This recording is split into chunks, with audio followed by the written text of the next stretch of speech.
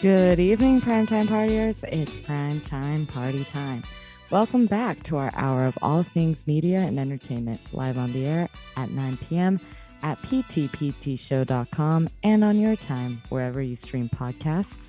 Tonight, we are going to divulge our TV crushes from over the years, and host Daniel and I are going to be joined by regulars Wendy and Brandon, and we're going to really dive deep back into the past. We have everything from Matrix to even Stevens to Buffy to even Emmy Award guzzler Ted Lasso. So we really do have a large spread for all of our TV crushes. And we're gonna, do some introspective work and see why are these our TV crushes, and maybe it'll make you think about how your TV crushes shape your real crushes. Hey, Daniel, how you doing? Ooh, what a good tease for the episode. This is going to be an interesting conversation as well. Welcome, Brandon. Welcome, Wendy. Hi. Hello. Good to have you both back on. Yes. We starting with our usual toasts and roasts this week? Yes. I think we might have less roasts on the agenda, which, as we like to say in the pre-show, good for life and bad for content. My toasts, I have two. And truly I have a few. But my main ones are, I don't know if everyone else, we know Brandon is not privy to the beauty American pastime that is Fat Bear Week. If anyone else is not familiar with Fat Bear Week, we're gonna get into it, although not too much, since we do have to get into our crushes. But Fat Bear Week, it takes place in this national park in Alaska, and it really is mostly just ranking who is the fattest bear of them all. And you vote on them. They put them online at if you go to explore.org/Fat Bear Week, you'll see that voting begins tomorrow. There are brackets to look at, and honestly, some of the most fun headline writing, like a hefty history of Fat Bear Week, like bravo. And like Fat Bear Week gets even bigger with Chubby Cubbies, like. What a job. What It's a life. A real joy of Fat Bear Week, yeah. All the great writing on it. Yeah, my cousin works at Backpacker magazine, and she got one of her first bylines and was like, it's for a collective article of all the editors about the thoughts on who should win Fat Bear Week. And I was like, this is just a career maker you just got. It's hilarious. So that's look into that if you need a little glimmer of joy, and also celebrating some nice fat bears. We love a fat bear, a nice well-fed salmon-eating Alaskan bear. Do the bears get anything if they win the brackets? Do they get like a ham or anything? That's a good question. I feel like this is really more about the fun. And you can create your own bracket on this website. So that is how people are doing that. You can meet the bears and on different tabs. But you're right. I don't see what the winner gets from Fat Bear Week. But actually, maybe it's conflicting, right? Because you can't give the bear something and let the bear know who it's from, because that could create problems down the line. But then also, if the bear finds out why they're being awarded something, is it something that they, are these knowing participants? I don't think the bears are sitting here applying to Fat Bear Week. So I don't know. I don't know. So are you imagining there's a world of a beauty pageant bear world where they just are sniping each other around Alaska? over the years? They're looking real thin there, Bubba. So apparently we got a show. A lot of this has to do there's actually kind of an angle to it, which is interesting. It kind of tracks where the best salmon are based on where the bears are hanging out. And they say that bears gorge on the richest, most easily attainable foods they can find. Don't we all? And at this park, that means salmons. And so they say perhaps no other river on earth offers bears the chance to feed on salmon for so long, because it's from late June until mid-October. But they have to go through this big, hefty period in order to survive the hibernation, where they don't eat and lose a third of their body weight. So a lot of it is to make sure that the bears are actually doing their regular cycle and getting real fat. And then they're kind of like taking I don't know if I would say it's a conservationist or a sustainability monitoring, and then making it a fun, like, social media / just internet sensation. Yeah, of bears. About this is great. So I enjoy it. Oh yeah, they say it's made by the naturalists. So it's supposed to like get people to pay attention to the bears and their like way of life. But yeah, that's toast number 1. My second toast, I'll keep it short. But if anyone has not watched the St. Vincent documentary, that was like filmed with Carrie Brownstein, and the best way I can explain it is it's like this is Spinal Tap and Portlandia and Twin Peaks. So in. It's hilarious. It's also really cinematic. I don't know who did the filming. It was done by IFC, but there are points where it's really beautiful. It's very meta. And like I know they had a line where they're like, I don't want to waste 16mm film on this. And then they do something and you can tell they're using the film. So like they just do a lot of like little campy like Portlandia moments, but then they also do these kind of like, yeah, they're trying to like be like, this is, you're kind of in it and you're not in it. And they do a lot of, I don't know, there's a certain like out of body and like body swapping experience that I'm like, oh, this is very Twin Peaksies. And like there's even people at a room and then they're all kind of dressed retro and you're like, oh yeah, this is just Pacific Northwest indie goodness. So is it a real documentary? Is it a mockumentary? It's in between because it's funny. I don't know if it's, sometimes you don't think it's necessarily trying to be funny. And then other times it definitely seems like they are. So it's a lot of her kind of poking fun at how a lot of musicians do their documentaries. Yeah. But while doing it, she's also doing it in a way. So, because they kind of tell her you need to be more interesting is how it starts. And so then, but actually all the times when she's being herself are really funny because it's just her being like, but I like to play Scrabble after my shows. Like, you don't want to like do a dance party or do something more interesting? She's like, maybe like tomorrow, but I'm like, there's just a lot of stuff that I don't know if it's intended to be like that funny, but it's like St. Vincent actually, and Annie Clark, not a bad actress. She got a striking face, but also yeah, she was pretty funny. It was fun to watch. And then I also really love her music. So it's also fun for that. You do watch some like really nice concert clips and then you realize the clips that they pick and like the lyrics kind of like seep into like what they're gonna do in the next scene. So it's very like fun to watch because the making of it, there's a lot of love in it. So yeah, I would rent that if you're in for a good time and you're in the mood for that.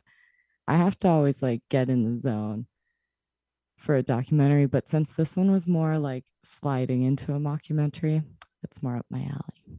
So that's that. And then roasts are not too roasty this week. I feel recharged because I took some time off. So that's not as roasty. The only roasty thing I did was I did go to my first Renaissance fair, which was fun. Yeah. and I went to the New York Renaissance Fair, which took it very seriously. I don't know if they're all very giant and seeming almost like Disneylandy, but this one was of that sort.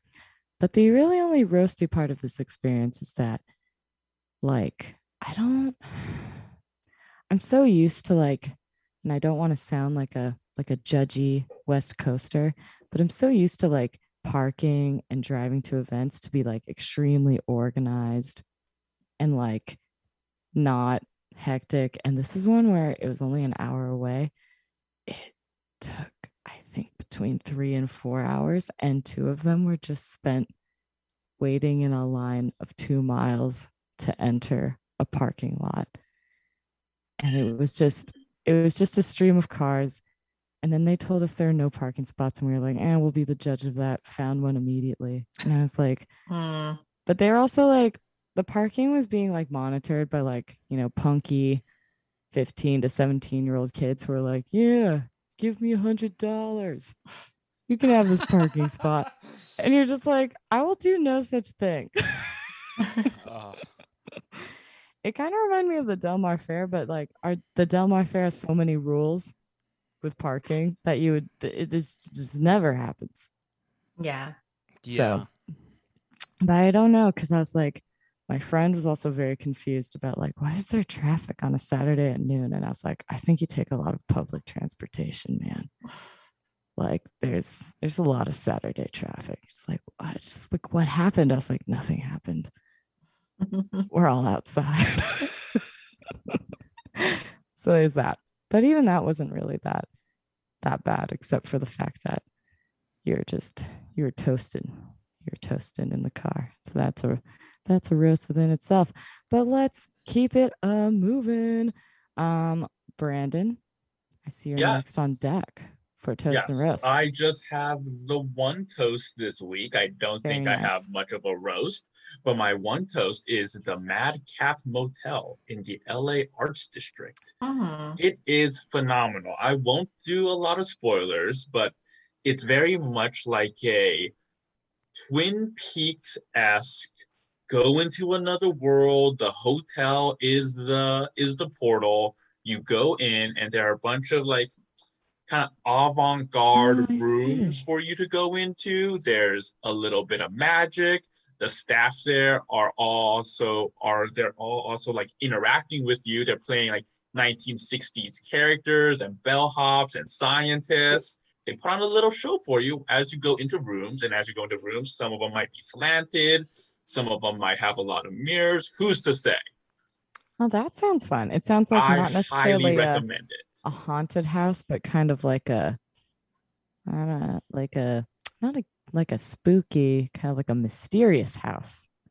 It's more of a mystery. It's more of a mystery house than it is a scary house. I'll be honest, when I went in at first, I was very much scared. I was like, obviously things are gonna jump out at me. And maybe it did, maybe it didn't. I will give no more spoilers, but it is $40 in the Arts District of LA. You could go to, there are excellent restaurants around there. You can make a whole day of it. I do like the Arts District a lot. Plus it bleeds into Little Tokyo, and you can kind of just like cruise through both. Those are the areas I always get in trouble for recommending at work, because my coworkers will be like, Tracy, don't send the tourists there. They could end up near Skid Row really easily. I was like, they have Google Maps. They will be fine. I am from LA, and I have accidentally walked through Skid Row before. Not drove. I want to say that I was like, I think everybody going to has, Chinatown? right? Yes. Yes, I have. I mean, Skid Row is just not just one street. It's just an area. It's a bit unavoidable, especially if you're the type to be like, I bet we could just walk to the next location. It's only a quarter mile, and you forget it's a quarter mile of like nightmares. Yeah, no, I love to walk places, so I do realize this, because I went for a stroll to try to find a hipster deli when I was in Cambridge, and I kind of quickly ended up like, after getting like 80% there. I was like, oh, this is like not where I should be walking. It wasn't too bad, but there was just like, like the people just fade away. Like no one else is walking on this street. I don't know if I should be here. And I was like, we could get lunch somewhere else. And then I just hightailed it back and it was fine. But it is one where I'm like, oh, it's hard giving people recommendations because you don't know if they'll be like me, where they'll be like, I'll just walk the 7 miles. It'll be fabulous. Like, I really intended you to take a cab. But yeah, that sounds nice. And then you also went to Bestia. Oh, did I ever? Yes, Bestia. One of the best restaurants in LA. I can tell you exactly what I ordered. It was, how dare you? I had to. Yes. What was your order? It was. I got the mussels. I got a squid ink pasta dish with lobster. Oh. I got a lamb neck that was the serving platform was a lot like of food. Look, I was with one other person. That's about the appropriate amount of food. Yeah, that's not bad. Yeah, it was a lamb neck. They give you like some lettuce. You make your own hand wraps. It was delicious. I'm still thinking about it. And then at the end of it, we were like, I bet we could go for more food. So we just ordered another pizza. It is fun when you get to eat like that every once in a while. It's a little pricey. The reservations are a little bit hard to come by. It's not like a 6-month reservation, but it is a 1 week. It's several weeks, but yes, several weeks. There was a time at the height of it where you would have to get a reservation 4 months, 3 to 4 months ahead of time. But we just walked in like, hey, this place is going to open at 5 o'clock. It's 4:45. Let's just go. They'll have a table for us. Someone's going to be late, and they were. Oh wow! That's great. That is great. Perfect. And that's a good strategy. I know. I can't think of waiting that long for a restaurant, except for then I just remembered when like Din Tai Fung opened in San Diego for the first time. You could not get a resi for like a few weeks. But I remember being like, that's all right. Mama's going on a Tuesday. If you did takeout, you could probably get some food. You just have to eat it at your house. Yeah. But that's not the same. It's not the same, but you can still get the food. It's true. It depends on the place. Like a lot of the places, I feel like sometimes I enjoy doing that. But then there's some places where like the food is like, it really needs to just be like eaten off the plate. Yeah. And it ages like really poorly. And that's one where it's like, food like mussels and stuff, you're kind of like, yeah, you want to eat that there for the most part. Like it probably is still good at home, but it's a lot nicer there. Yeah. So Wendy, what is your toast of this week? Well, my toast this week is that Bake Off returns onto Netflix. So yeah, there's been a new cast. And I think they're doing weekly releases. So I've only seen one episode. But yeah, it was really exciting to meet the new people and kind of guessing like who's not going to make it. Yeah. And I already have a favorite, which is your favorite? The engineer. I love the engineer. Yeah. So he's so cool. He also, so far, he has made the most attractive things. The scientists on Bake Off always are like the best. Yeah. I remember the girl who's like the chemist and like, she was always like, I could do this in this amount of time by doing like these ingredients. And I was like, that's right, man. You use the science. But yeah, this guy was like, they had to do a 0 gravity cake. Yeah. And so he was like, although that's the one where he had a little trouble because it was dry. But I remember the German guy had this like crazy like the thing. German guy had a crazy thing going on. But I feel like his role was the most attractive because everyone else couldn't do it. Everyone else was really like was all mushy, but his came out really pretty. I know they have to do them quickly, but I was a little disappointed by that because I'm like, dude, I've made a roll cake. I'm not that good at baking. Like, I know you have to do it fast and you're doing way more complicated things, but I was a little bit like, come on, round one. I say that, and I think every time I've told my mom the like time periods to get on Bake Off, she's like, that's not possible. Well, they're also under pressure. They're under pressure in the tent. Yeah, and it's like hot in the tent, so their stuff does not cool down. So help. I'm also like, I feel bad for you guys, but the girl who does all the vegan pastries, like, yeah, I don't think she's gonna make it. I do feel like I'm like, how's that gonna go, man? Like, they always push these like really extreme pastries, so I'm like, I'm just more interested to see what she does, because so far she was like pretty good at being really creative with I think her that lack of options. She's very good at decorating. She's very good at decorating, but all she's made so far really is something that didn't require a lot of dairy. And then it was a chocolate cake. And I feel like a chocolate flavor hides the vegan parts. That's very true. Yeah. And you can even go like flourless chocolate cake. Yeah. And it's really not that much stuff in there. It's and the chocolate is just such a strong flavor. Yeah, it'll be interesting to watch her flavors, to be like, are you just going to be like chocolate and coconut and like things that are really rich, kind of like, that like hide, or are you going to like make it shine? I'll have to see it. I know there's a lot of people I'm like, I'm not sure if I have a favorite. I do like Giuseppe though. Or I was like, I need to see what happens next week and see like who inspires me. Yeah, because it's true, like sometimes they're really good and they come out strong, and then they end up falling apart very quickly by like the third week. Exactly. I know. Daniel, Brandon, do you guys watch Bake Off? Yes. Absolutely. Yeah. Yeah, we were there trying to figure out who was. Wendy, you had a good guess of who's going to go first, and I think we're going to see a lot of what you were saying kind of play out over the season. I am excited for this season. I like this cast a lot, and I loved some of the moments. I particularly loved one moment with Jurgen in the opening episode where the judges have him eat his own food. That was stressful. Yeah, but it was great. I'm excited to have it back. Love Paul, love Prue. It's a good time. Yeah. Oh, are we also doing a roast? Oh yeah, you got one.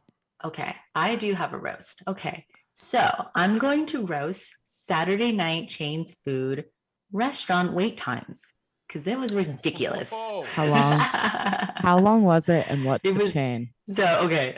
If you want to disclose, you don't have to disclose. One thing I want to say, there should be no judgment in terms of what chain, because apparently chains are pretty, they're pretty popular. They're chains for a reason. Okay, so I was trying to get a dinner at Din Tai Fung, which I knew would be a huge wait. But it came up? Yeah, so then I was like, okay, it's not worth it. So we're just going to go to some chain restaurants. Okay, so we went to Olive Garden. This is like an hour and a half in a town back and forth later. We did skip most of the story. It wasn't that was the most disappointing part. Like, it wasn't like a popular Olive Garden. When we got in there in the lobby, there was 2 groups waiting, and she looked at us and she said, it's going to be a 90-minute wait. It's Olive Garden. What are you doing? You have no business making people wait for 90 minutes. No. Ridiculous. No. Is it because some people really take endless literally with the breadsticks? Like, I'm going to stay here forever. They're like, I am getting my 5th soup refill. I would love to know what was going on there. Yeah. Yeah. Wait, I wonder. I need to know, like, what was the thought process that brought about deciding, let's go to eat at Olive Garden. Din Tai Fung is out. Number 2 on the list is Olive Garden. Olive Garden. Yeah, because I thought it'd be really fast. I thought that the wait would be very minimal because it's Olive Garden. Because who cares? It's just Olive Garden. And they have the breadsticks and the endless soup and salad. Yeah. And then apparently, even though the restaurant didn't look busy, they're like, no, it's a 90-minute wait. And it's like, how is that possible? No. So where did you guys end up eating? We went to Mimi's Cafe. Mimi's? Yeah, I don't know if you know what it is. No, I like the chain. Mimi's. Yeah, Mimi's, and she was so polite to us, and she was like, hi, and I was just like, wow, you have been the best server all night, because you're the only one that will seat us immediately. I used to go to Mimi's a lot when I was younger, because my grandpa really liked to go to like diners or places Mimi's that did senior breakfast. They're a place for the elderly. Yeah, it's like Coco's, Mimi's. Yeah, it's like Marie Callender's, Ruby's. You know, weirdly did not end up at Marie Callender's so much, but I ended up at that trifecta quite a bit. But Mimi's definitely has like the better food of them, I think. Okay. I kind of do. Though Marie Callender's, they have the pies. They do have pretty solid, like you get a pot pie and you're like, this is what you come here for. But yeah, I was like, I can't remember the last time I went. No, I went to a Mimi's in college. Yeah, I did. But I used to get like, I want to say like they would have this basket of many breads and muffins. Yeah. Yeah, that's pretty good. I mean, at that point, I was just grateful that anyone would seat us. So that was nice. Pretty much. It was nice to sit and have a meal. Yeah. And not because, I got to say, just a quick side is after Olive Garden, walking distance was BJ's. And I was like, all right, let's just go to BJ's. They were like, it's going to be an hour. I was like, there's nobody in your waiting area. Where were We're you? the only ones waiting. How could it be an hour? You're just doing this to spite us. Yeah. Where were you? What city were you in? It was Arcadia. I don't understand. You're in Arcadia, and those were the options you went with? That was ridiculous. Oh, no. I'm more just like surprised that Arcadia is like that happening on a Saturday night. Yeah. Yeah. That is wild. Yeah. But I've also been there. I've been there when they're like, my third least favorite choice is also dissing me. That's a good way to put it. How did I end up here? I actually went to one of a beloved San Marcos institution was closing its doors. I think I'm sorry, what? Last week. Sublime. Oh, okay. Yeah. Yeah, I guess Big rip. not as apparently not as beloved as No, it's beloved. Sorry. I had we more time, I'd give it a eulogy, but Restaurant Row's a busy place. But that was one where I was with one of my friends and we ordered. It was like our last 2 days. We ordered fries and like mac and cheese because that's what you do there. Absolutely. And then like it was been a long time and we were not getting our mac and cheese. And then they just came by and we're just like, we're like out of food. It's done. We were kind of like, oh, but they were nice and gave us some like, here's some gift certificate if you want to come tomorrow because that's the last day and you can get food. And then we were like, it's okay, it's fine. But then I saw this table of a bunch of people who only ate like half of their mac and cheese. And I was like, you guys you wasted all the mac and cheese supply. The last of Sublime mac and cheese. With your half-ass eating. So yeah, there are people who just like ruin your food choices. But yeah, also it happens, man. Those wait times. Daniel, toast.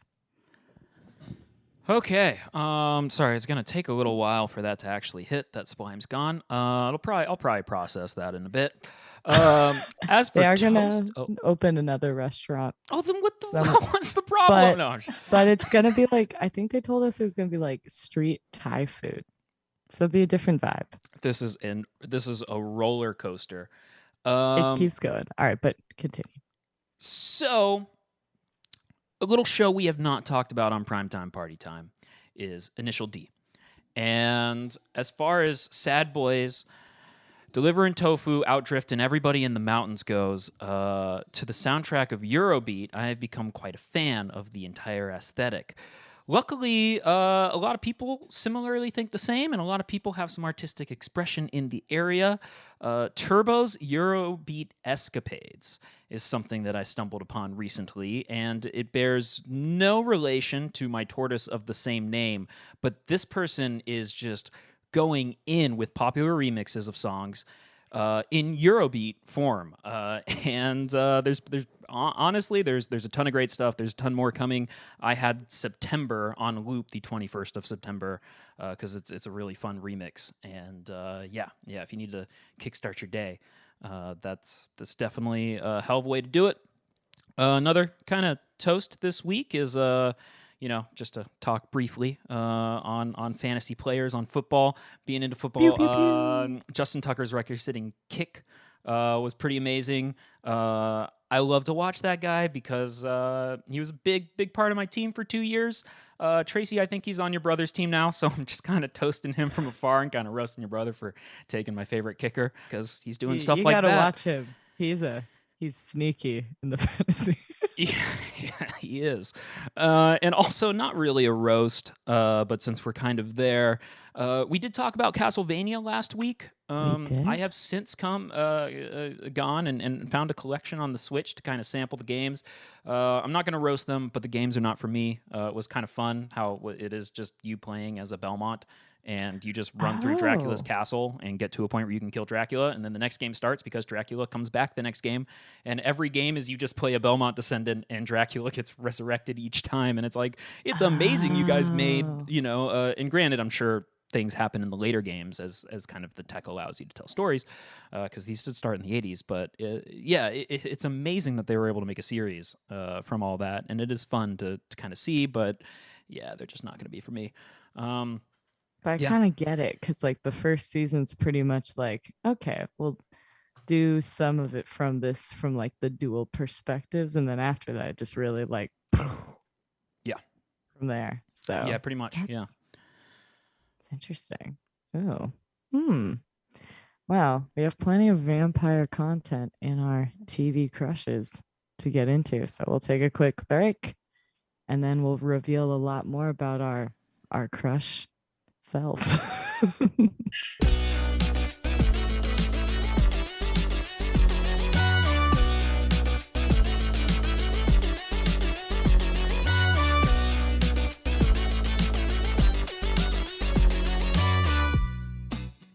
TV crushes.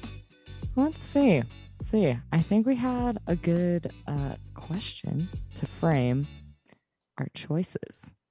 We have all of our crushes lined up, and we were looking at kind of why we picked these, and if so, if applicable, if any of the ones we picked kind of shape your real life romantic perspective for both better and for worse.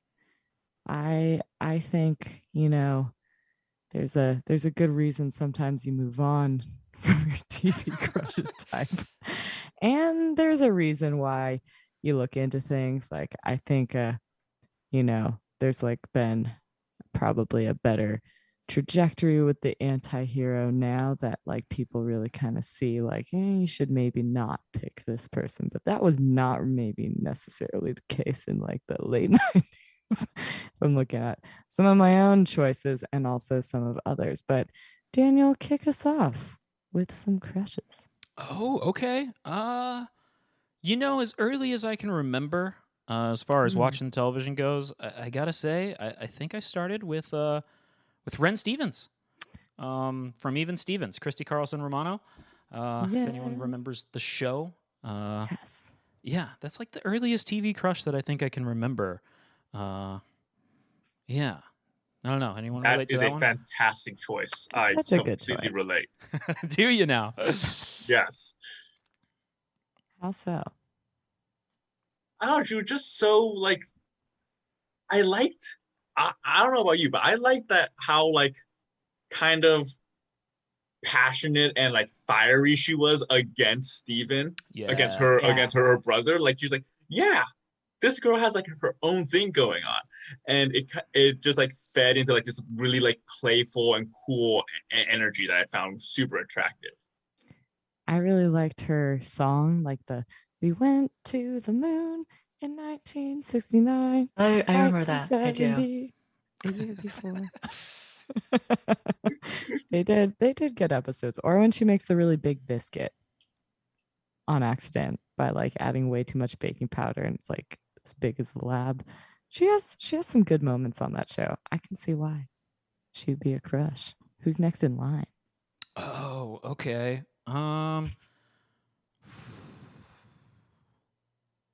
Okay, so when I started actually watching like network television, I guess I have a few from my younger years. Show we have talked about on Primetime Party Time. I had a big crush on Nina Myers, played by Sarah Clark, in season 1 of 24. Huh? What do you think about that one, Brandon? Please explain. Well, if we've been paying attention, Nina Myers is not necessarily the hero of that show. But in season 1, she is. She's holding it down. Oh yeah, no, she's holding that whole plot together. Yeah. But...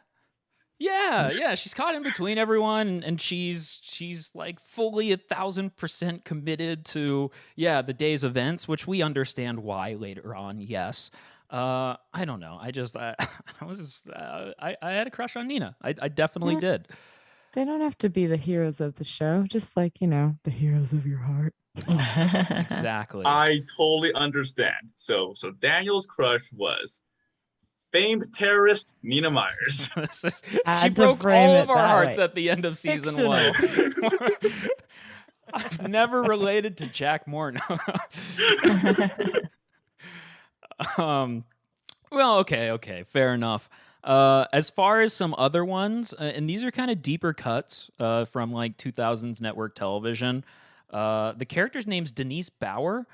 No relation to Jack, because she was Julie Bowen's character on Boston Legal, which was a really fun show I was just watching as a kid. I watched the show because Denny Crane, played by William Shatner, just reminded me a lot of my dad. And so I'd watch the show with my dad, and I'm like, oh, it's you. And then, I don't know, it was just picked up on, the rest of the cast was fun too. And yeah, I just ended up having a crush on Julie's character. And then a big one also for me was Sam Marquez from the show Las Vegas, played by Vanessa Marcil. She was kind of like the hotel host. She was a really fun character who had a lot of really fun plot lines. And yeah, just living the life, hosting big clients in Big Vegas Hotel. I don't know if anyone has seen Las Vegas in this group. I'm getting a lot of blank faces. No. I have seen episodes, but not enough to like follow the plot. I want to say Josh Duhamel was the lead. Yes, he was. Yeah. Yeah, I think so. Good job. Yeah. No, I've not watched Las Vegas. I haven't watched Boston Legal, but I watched Ally McBeal, and they're both David E. Kelly. So I thought I should watch that show.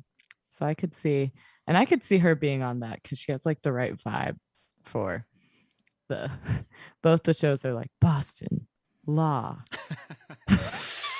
I haven't seen Ally McBeal. That's how it was pitched. Let's do it again. Strong female characters that are also hilarious. And also, though I don't know if the Boston Legal is as focused on relationships. So maybe less so. I want to say probably. I honestly don't remember a whole lot of the series. Oh, just the cuteness. No, maybe. I don't know. I don't know. It's been a long time. Yeah, I don't know. All right. And then you have, not everyone does, but you have a couple animated choices. Yeah. I felt like if we were going to bring, there was always a possibility, when you're watching cartoons as a kid, if we were going to have some animated choices, I figured it was probably, this one's, I assume, somewhat common maybe to choose at least one of the Teen Titans. If we were going in a direction when I was a kid, it was probably Raven. Oh, yeah. Yeah. Mm-hmm. All right, sweet. So we're a Raven squad. Yeah, we're a Raven squad. Very good. And then probably all three Totally Spies at one point or another. Probably not at the same time, but you never know. I don't remember again. But yeah, it was probably all three of them. I feel like I watched Totally Spies being like, I want to be them, which is kind of like the equivalent sometimes. Yeah, probably. Of like, they're so pretty. They're so great. Yeah. And they're having a lot of fun out there. And they have good outfits. Really fun show. Banging theme song. Like, yeah, good times. Yeah, at some point, who knows? Maybe this will be a show feature. But we really do like Totally Spies. Brandon, you want to go through some of yours, which definitely have some a little bit of crossover. There is a bit of overlap, but to start off, my top choice is Allison Hannigan, well known for playing Willow on Buffy the Vampire Slayer and Lily on How I Met Your Mother. She was by far my favorite character. even during Buffy. Like I would watch Buffy and be like, what's Willow up to? Even when she was like the Dark Witch? Especially when she was a Dark Witch. I love, like, one of my favorites. It's not when she was a Dark Witch, but like remember when an alternate version of her like showed up and she was like a vampire and she was really like terrible. really goth and like, yeah, this is awesome. I think I'm like 8 at the time. Like, yeah, this might have awoken something in me. Oh yeah, because she was kind of like a psycho. Yeah. But a very different character as Lily on How I Met Your Mother. Yeah. Right, but in How I Met Your Mother, if you like there are moments in How I Met Your Mother where she is very like playful and mischievous and like kind of one of the more like badass of the characters, because all the other characters are a bit more on like the milder side, especially her husband on the show, Marshall. But there are episodes where it's like, yeah, Lily, like no one messed with Lily.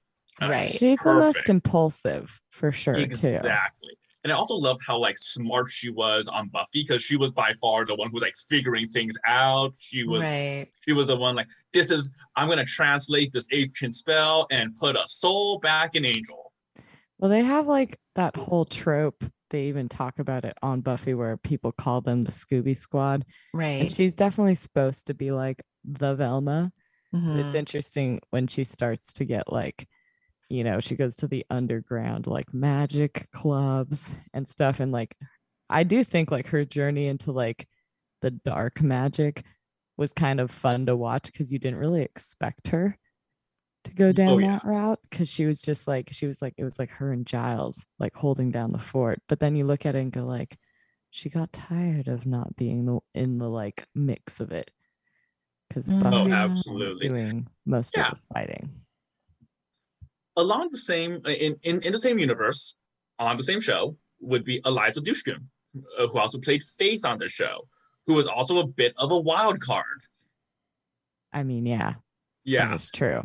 That's true. And she was on a show that I don't think was never as popular as Buffy, but also part of who's the creator of Buffy again? Joss Whedon. Yeah, Joss Whedon, also part of the Whedonverse. Dollhouse. Eliza Dushku played the lead on Dollhouse. She played the character Echo, and she really owned it, because like every episode, for those of you who don't know about Dollhouse, it's like these people who are basically slaves, who are sold who are basically not sold into slavery, but they like sign a contract to be like dolls for people, where you get to program identities into them. And every episode she's playing like a different character. A new identity has been programmed into her, and you could see that she's a different like person, but also like her character is still like operating with a same like similar sense, which is like very nuanced. And I thought she was absolutely fantastic. And also she's very attractive. Yeah. Yes. 100%. Yes. Oh yeah. And now taking a sharp right turn into the animated universe would be Kim Possible. Hey. Another strong, capable woman that overlaps with Daniels, because Kim Possible is voiced by Ren Stevens, Christy Carlson Romano. Call me, beat me. Yep. She was just such a fun, like sassy martial arts spy doing character. Every week I'd be like, man, I wonder what is the sitch. She ended up, and I love that she ended up with like Ron Stoppable. I think I don't know if anyone else thought this when they were watching the show, but I always like thought they should get together. And like they're best friends. They get along so well. Why is she wasting her time with I forget like her crush, but like he had frosted tips. I was like, no, not frosted tips. That's awesome.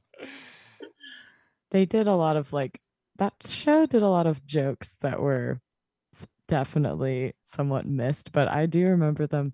Like the girls would shop at Club Banana, which was supposed to be like Banana Republic or something. Well. Like they had these like kind of things like that, or like having someone with the frosted tips is kind of like, I don't know if we would necessarily catch on to that of being like mainstream like bully boy.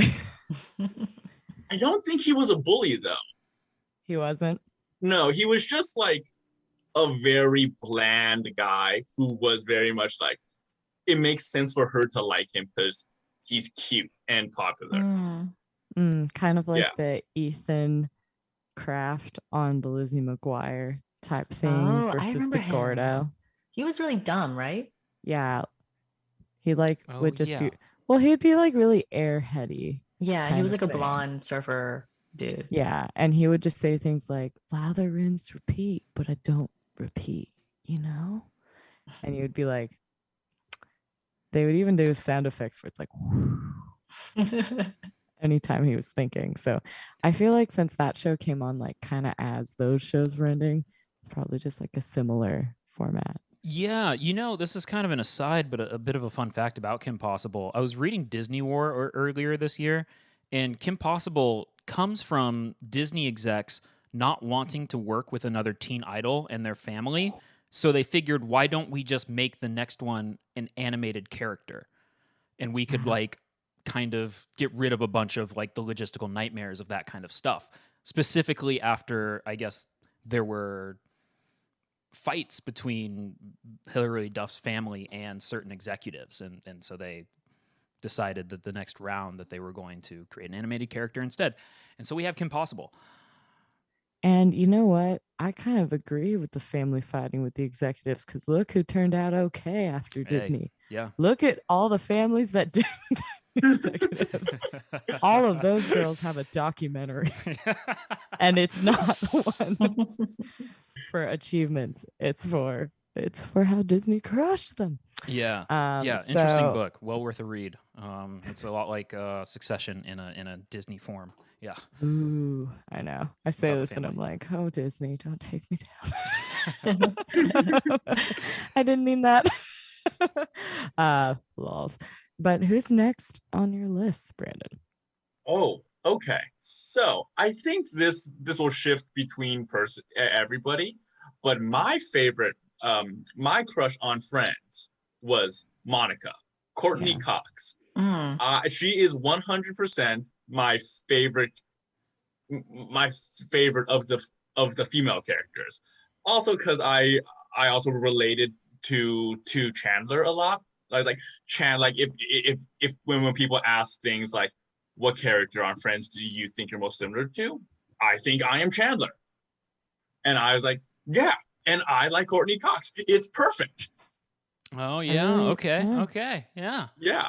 And once again, similar qualities: strong, capable, speaks her mind. Yeah. This is a good point though, because some of it too is like, you have to look at the character you relate to, and it kind of reflects the TV crush that you like, of kind of like seeing yourself in one character and then being like, this is kind of the fantasy make-believe character that would mesh well with myself. Do you two absolutely relate to any Friends characters, or have any Friends character crushes, or who would you choose before we continue while we're on the subject? You can go first, Wendy. From Friends? From Friends. It's okay if not. No. It's okay if not. No. That's fair. I just thought they were fun. They were really fun to watch, but you don't want there was definitely, I mean, it's fun to watch, and I think that Friends is a bit evergreen, and the fact that you can watch it later and still enjoy it, but sometimes I felt like the characters were not that realistic. No, I fully agree with that. They were kind of weird at times. I think I remember rewatching it the first time it came, or it arrived on like Netflix, and then being like, oh, I didn't like pick up on all these things that just seemed like that kind of like, it doesn't fully shatter the illusion. And I've still watched episodes and been like, oh, this is hilarious and like iconic. But then there are ones where it's like, it's hard to look past this. and I definitely feel like I more fall into the Seinfeld category of being like, this is a character like that. This one is me. Yeah. But Yeah. I think for Friends, mostly I was told a lot that I would be like, you're a Phoebe. And I kind of feel like that is true in some instances. Though I think there were some people who would tell me I was a Chandler, which I didn't really feel was correct. But yeah, like it's hard because none of them are fully a one size fits all sometimes. Because I think like the Phoebe part was just like, you're a little weird and you like to play the guitar and you probably so keep your hair long. You have like two things. You play the guitar. That's Phoebe. Phoebe does that. Would you be happy? Like, huh? Would you be happy with Mike, or what was Paul Rudd's character's name? Oh, Mike. Yeah. That's the thing though. Paul Rudd's dope. So like I liked how she was never like fully stressing out about her relationships. I felt like that was a nice character quality of hers, because the other characters are kind of always on like some sort of like huge drama, and hers were always kind of like they played out. But they you mean like her relationships? Yeah. I thought her relationship with Hank Azaria's character was really interesting. Yeah, that was really sad. Yeah, it was. That was sad. Yeah, that was like the first like real heavy moment in the show. Like that was really early on. Yeah. Like when she said goodbye to him and Joey's there, and she was like, if you're pissed off at me, just be pissed off at me later, because the love of my life is just left and I don't know if I'm ever going to see him again. Yeah. So I was like, oh wow, it's a serious moment on Friends. I know. And they don't. That was like a show that really did not do that too often. No. Yeah. Because some comedies like How I Met Your Mother had a lot of moments where it's like, oh, this is a dramatic episode, but this is sort of a darker one or sadder one. But Friends was for the most part kept it light. So yeah, they did. It was definitely, it was much more of a traditional sitcom. Yeah. And then, that is so those are most of my crushes that are of note. Tracy, what are you? All right, I'll go into mine. I don't have to go into all of them, but I'll do some fun facts because some of them have them. But in somewhat more recent times, and this is a shared viewpoint in my household, is that Roy Kent, played by Brian Goldstein on Ted Lasso, is current TV crush. Mostly because he's very hilarious. He is also very attractive, but mostly he has like very dry humor and like, kind of is always like shutting people down in a pretty funny way. But I think also one of the funny qualities as well is that he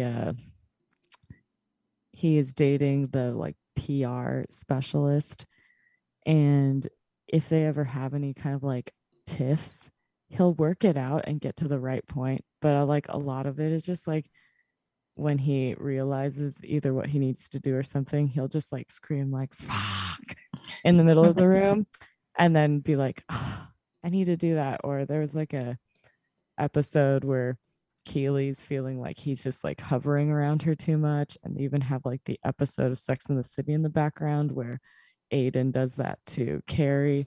And so there's like a fun kind of like extra mirroring in it.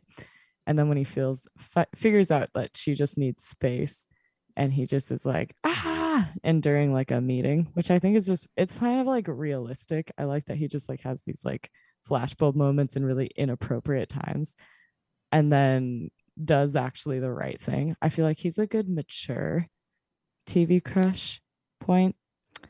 So there's like other ones I have on the list that are probably less good choices. Like who? Like we'll just go to the second one, which is Lucifer in the show Lucifer. That sounds a lot more dramatic. I was like, the portrayal of Lucifer, and Lucifer is not like the creator all evil, so we should start there. Tom Ellis's character on that show plays the piano and sings really well. And I remember reading in an article about it that like that wasn't always planned, but they like, it was one of those moments where like they all went to karaoke or something and they heard him. I was like, you're gonna have to sing on the show. But yeah, he does really fun musical numbers.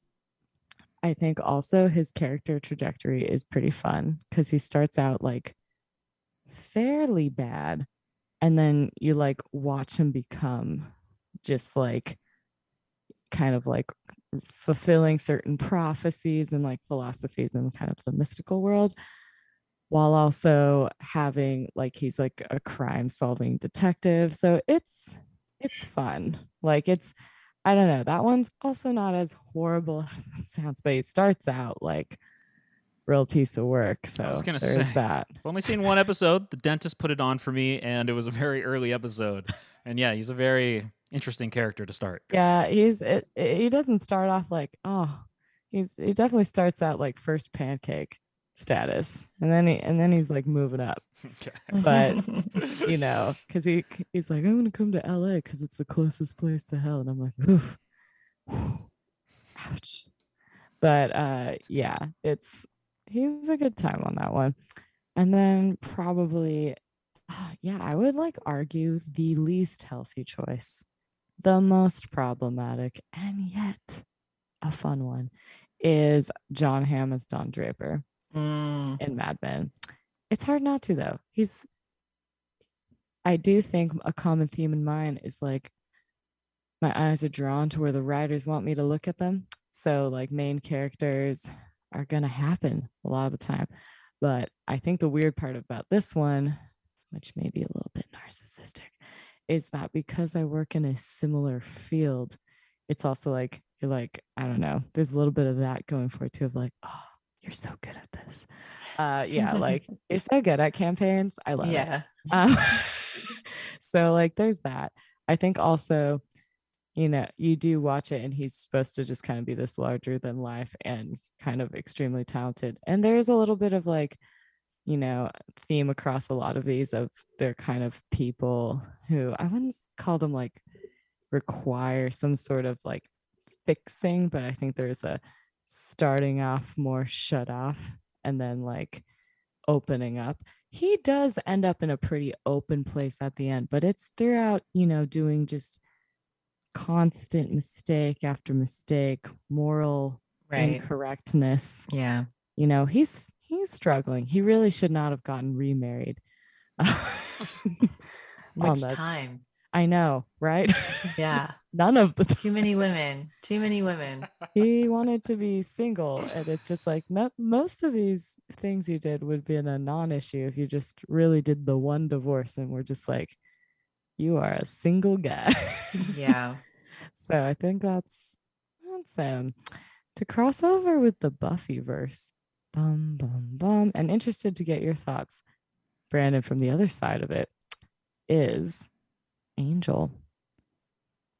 Angel to me starts off just like, you know, he's just like creeping up in the corners, but also like saving the day a lot. I think there's like a certain aspect of that because that's also within the Lucifer verse. It's just like he's always coming in at like the last moment. And, you know, my cartoon one, if applicable, would be Tuxedo Mask, even though he's not that helpful. Oh, yeah. I remember him. I remember he usually comes in the corner and it just like, let me throw a rose, but I'm helpful. But yeah, that's like Angel is kind of like in the background helping her more than she realizes. There's obviously the period of when he goes evil, which is real bad. Real bad. And I don't love the metaphor when of that show of like, you know what it is? Does anybody knows what it is? I know what it is. What is it? Daniel's like shaking his head like he doesn't know. No, I have Josh Whedon was trying to represent when a guy has sex with you and he doesn't give a crap about you afterwards. Yeah. Oh, okay. Because it's basically like he hooks turns up with evil. Him and he turns into a monster. Oh. And I was just like, yeah. And I did watch that and go like, that's not helpful. Watch out, girls. If you have sex, he's gonna hate you. He's gonna like go find your mom and tell her some creepy stuff. These are great lessons. Wow. I know. Okay. And then try to kill your favorite teacher. Yeah. Well, and then the thing, that tracks. it's that one's like also heart wrenching because it's like there's no real cure for it. It's like they just like can't really be together. They can't be together. unless he like turns into a human forever, and then he couldn't really do Angel the show. So that's not going to happen. Logistically speaking. Right. And also, let's not forget, he's a several 100-year-old vampire dating a high schooler. Yeah, that doesn't seem to matter for viewers of the vampire genre. I've never really understood it myself. They don't care. No, because they're freezed in time at their current age. So they're just at their hottest. They're just wise beyond their hot bodies. Yeah. So, they just are like, oh, I'm 20 on the outside, but on the inside, I'm 5,000. Yeah, that must suck to argue with those people. It's interesting that you're talking a lot about like the early Buffy days for Angel as a crush, as only seeing season 5 of Angel. And I think we do talk about this in our Angel episode, is like he's a really mopey, boring character. And there's a story reason for that gets unveiled late into season 5. But without any context of anyone else, he's like the 4th most like interesting person in the season 5 cast. Like, I don't know, just... But then again, like, early Wesley is not exactly as well read and interesting of a presence as late Wesley. And that's true. And you don't know his like whole crusader aspect from Buffy of everything he does on that show before getting into Angel. Then once he's like in LA as Angel, he is kind of like trying to tone it down quite a bit in some ways, and kind of like, I don't want to say like settle down, but he does kind of want to like not have the same sort of like extremely like I'm at the Hellmouth, every day is drama type situation that he had, which is like, I think it's funny for a character on a show to be like, oh, this place, man, I gotta get out. Who could do this every day? And then the rest of the cast is like, we can. Yeah. We'll be here. Also, Brandon, what were you gonna say? I just noticed something as we were talking about Buffy. I don't think there were a lot of like attractive male leads on that show. It was Angel. I think hold on. I think it was Angel carrying it for like the majority of it, because Spike didn't come in till later. Riley didn't come in till later. It was Angel, Xander, and Giles, and we know Angel's doing a lot of the heavy lifting for the first 2 seasons of that. And then Seth Green comes in as Oz, and I love Seth Green, but he isn't like the smoke show of the show. Hey, you be nice to everyone likes Seth Green. No one has a problem with Seth Green. But I feel like I thought he was cute.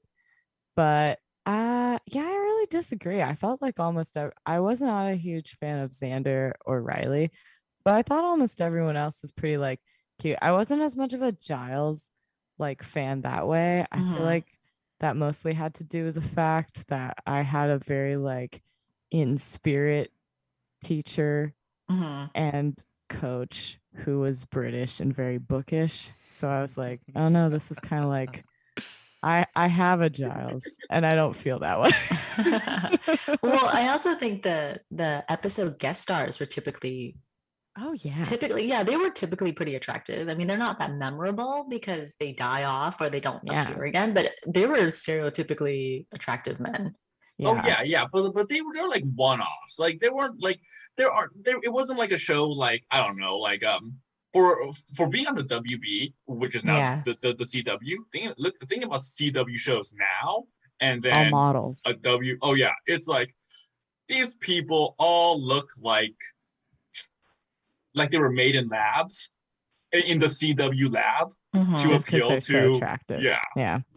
Well, I both agree and I disagree. So like, I think it's just hard watching Buffy because Sarah Michelle Gellar on that show is just like, you can it's hard to touch her.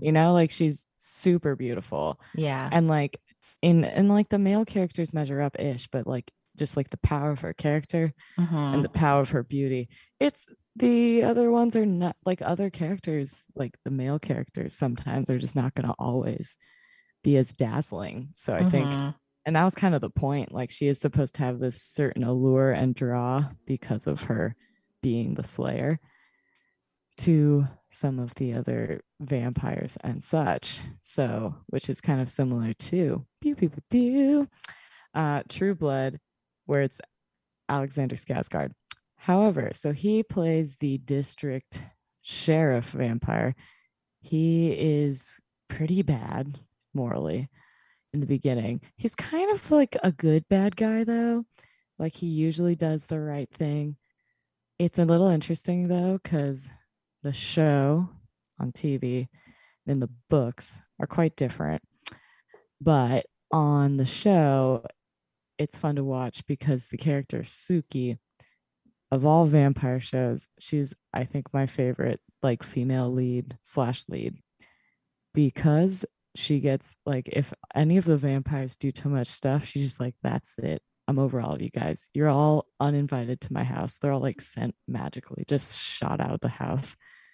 And then like there's actually a reason why they're drawn to her is because she's like part fairy. Whereas a lot of the other shows, they're always like, oh, we don't know why they're so attracted to her. It's just like, especially Twilight. It's just like, it's just me, Bella. But like on this one, it's like, oh no, it's because you have fairy blood. And it's like pretty much attracting all of the mystical creatures. But anyway, yeah, like his character is supposed to be like definitely the more badass, not as by the rules, whereas like Bill, who is like actually the main character's like in real life husband, is more supposed to be like by the book until he kind of actually goes off the rails in kind of like a similar to Willow way. Like he starts off like a big rule follower, and then he kind of like gets sucked in to a weird sect. And then it's kind of, there's not a point of return. There's a little bit, but not exactly. So it's interesting seeing some of these like similar character patterns within like main characters and their on-screen love interests, and whether they kind of play into ours. But yeah, I think that's pretty good on my end. And I can always like plug some in if they come out of inspiration after chatting about Wendy, your picks for TV crushes. I will have to say, I'm going to cheat a little because I am going to list some movie crushes, because for TV, I mean, I watch a lot of television and I think I like television better as a storytelling medium. But I would have to say, I think for movies, it was more impactful. Like one of the most obvious crushes is Michelle Rodriguez, who plays Letty in the Fast and Furious franchise. She's just my biggest girl crush. Oh God, I thought she was so beautiful, but she also had a more realistic body. And I'm saying this as someone, like, she is incredibly fit, so it's not like realistic, but realistic as in like, you know, she's not super skinny. Yeah. She's really fit, so she's not. It's not like she's big, but it was just like, you know, she's a little muscular. So whenever she punches people, like, it makes sense. Like you can feel like her punches actually hurt and they land, versus like they have this girl who's super skinny and she's throwing punches and they're pretending to fall down. And I was like, no, like when she froze that punch at Lance in the first Fast and Furious film, it's just like, I just buy it. Like she's there, she's part of the crew, and I just loved her character so much. You know, go Daniel. The extent of your Letty crush is, I love her. Yeah, to the point where it's really interesting when we do our Fast and Furious watches that this is a whole nother conversation, but how not excited you are for Fast 5 because the lack of Letty in that movie. Yeah, that was a betrayal. Is crazy to me. I was so disappointed. I was like, I'm not going to give money to Universal. I'm just going to watch it when it comes out on DVD because I'm really upset that they killed off Letty. That's the I was so angry when they killed off Letty. I was just like, I'm not going to give you any more of my money. I'm just going to stream it illegally. It's amazing. I love that. I'm imagining a world where you are doing like a letter writing campaign. Yeah. And that's why they added that scene at the end of Fast 5. Yeah, she's so amazing. She's just so amazing. And I feel like her character, oh, I'm going on a total tangent. I think her character is stronger in the beginning. I think as the franchise continues, it's a little more stereotypical because in the beginning, it was just like she's one of the crew. She really is. Like she loved cars and she wanted to learn about cars all on her own. She raced just like everybody else. She wasn't just like his girlfriend. So that was really cool. So massive crush. I watched so many of her movies, like the really, really crappy ones, just to see her face. She's in some bad movies, but I watched them all. You follow the actor. I feel like I do that where I'll be like, I'll watch another one. Or if, there's like which I haven't watched it yet, but I was tempted to watch like the movies that the stars of Crash Landing on You are also in as love interests to be like, is it always this juicy? Right. I heard it wasn't though. I heard people say like the other movies aren't the same. And I could see that. It's a very magically written show. Yeah. So what is your next crush? I would say for animation, it would be Terry McGinnis from Batman Beyond. Ooh, that's a good because he was a really hot he was drawn really well, and then I love the voice, which is really interesting because like when you see who voices him, you're like, I'd rather not have seen your photo because he looks very different. He's not unattractive, but he just doesn't look like Terry McGinnis at all. I think it's hard when like the voice actor doesn't match probably what you're like imagining. It's not tough. a bad thing, but I think that's like musicians. People be like, I'm so into this person from this band, and then they like see a picture and it either reinforces that they're like, I'm in, and I don't know if this is like almost like a dated thing because now you can really easily look people up, and for a while it'd be like, I don't know who they are. And I think it's interesting. I think like sometimes, especially with voice actors, sometimes it's probably better to not know who they are. It's best just not to look. I think so, because I always thought it was always like heating up between like Inuyasha and Koga, but like if you look at the voice actors, I'm like, I don't know. Koga's hilarious. Scott McNeil is like an anomaly in real life, and he never looks the same, and he's got this like Southern cowboyness to him most of the time, and oh my god, he's crazy. Where he's it's like he's fun. You don't expect that. Where it's like you see these two like having like these are the two like love interests who should get big, and it's just like they're such big goofballs. Yeah. Scott McNeil's a big goof. That's a good way to put it. It's funny. So you're just like, don't pay attention to that part. Just watch the show. Keep it going. Oh, hold on, Wendy. Have you seen Batman Beyond: The Return of the Joker? Yes, I have.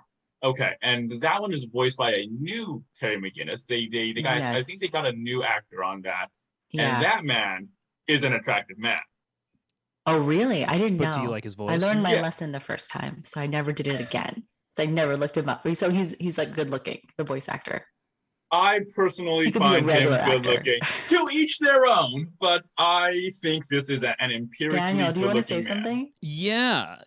I'm interested now knowing that between the two Terry McGinnises, which one lends a voice that creates a more crush-worthy Terry McGinnis?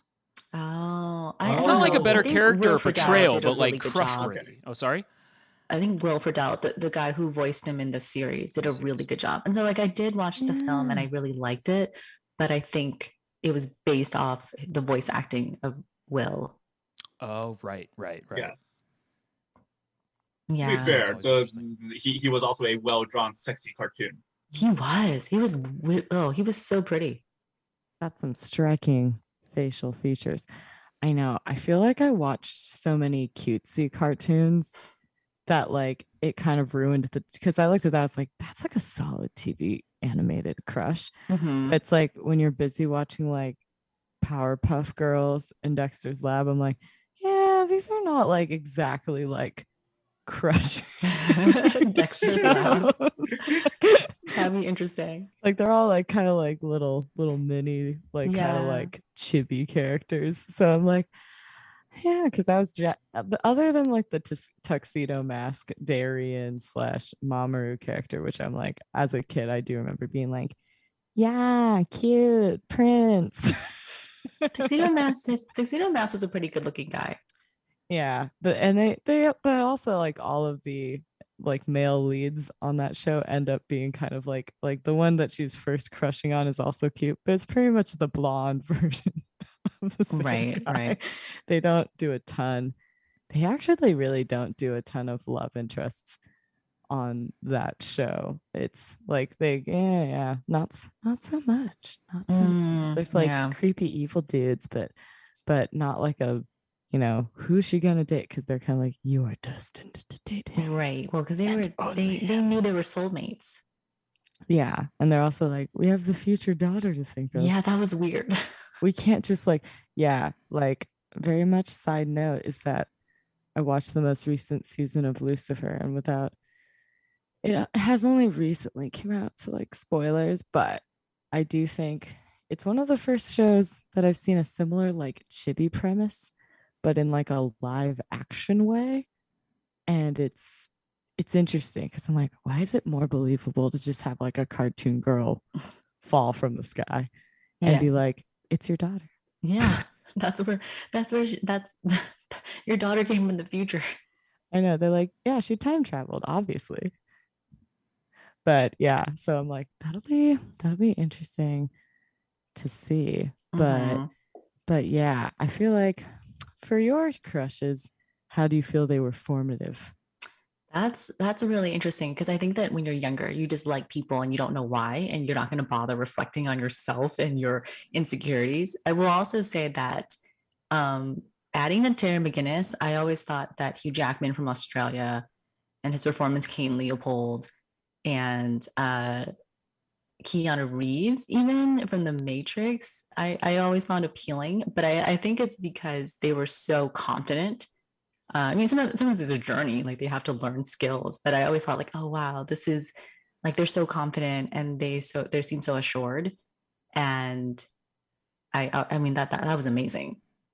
But Keanu as Neo was not assured in the vast majority of The Matrix. In fact, I think he's like a very bland character. Even though he is meant to be played that way. He's meant to be the savior. Yes, but also I'm surprised that your favorite version, like your most attractive version of Neo or most attractive version of Keanu Reeves is Nia. I think they're like more attractive roles from. I think I liked him in Something's Gotta Give with Diane Keaton.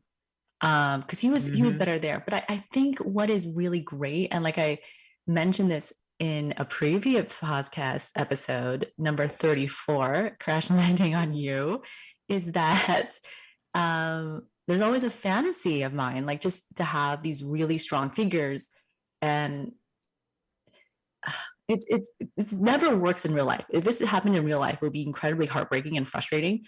But in movies and television, they sell you that this quiet guy will open up to the right person. Oh yeah. And it's the most unhealthy thing they ever show you. Like, hey ladies, if you're the right girl, this guy who's a jerk to everybody, you're going to turn him around. You're going to make him into this lovable being. You're going to get a project. Yeah. That project is going to be psychology. Yeah. And it's so unhealthy, but they keep showing you like, oh, you're the special person that makes him open up. And the reality is like, no, that never happens. That a lot of the theme is you're not like other girls. And the reality is most likely you are like other girls.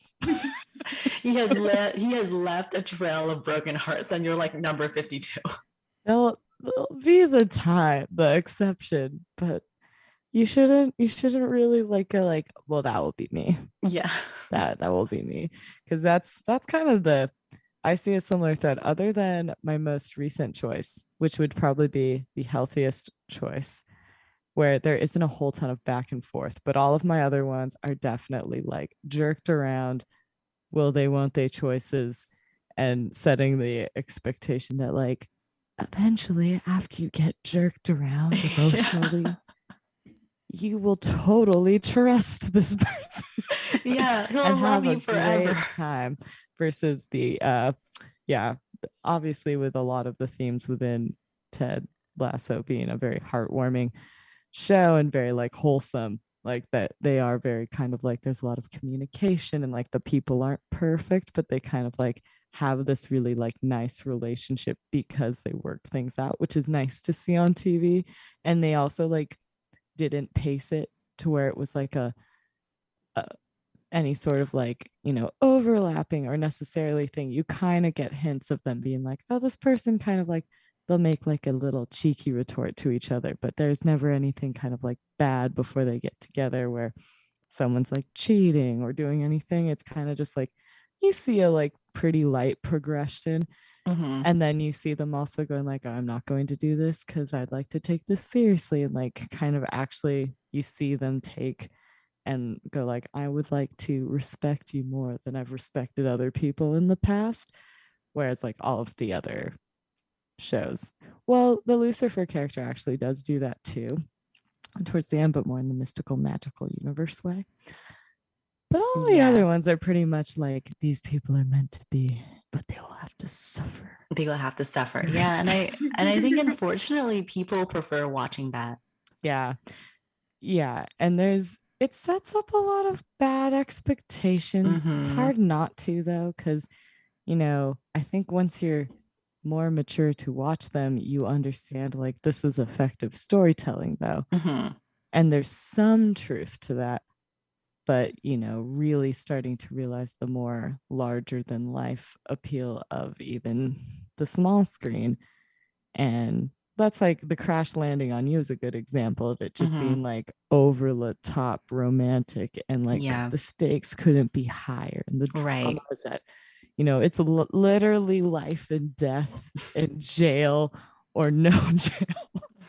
Like it couldn't be more dramatic because even in like the Buffy verse, they bring people back from the dead multiple times.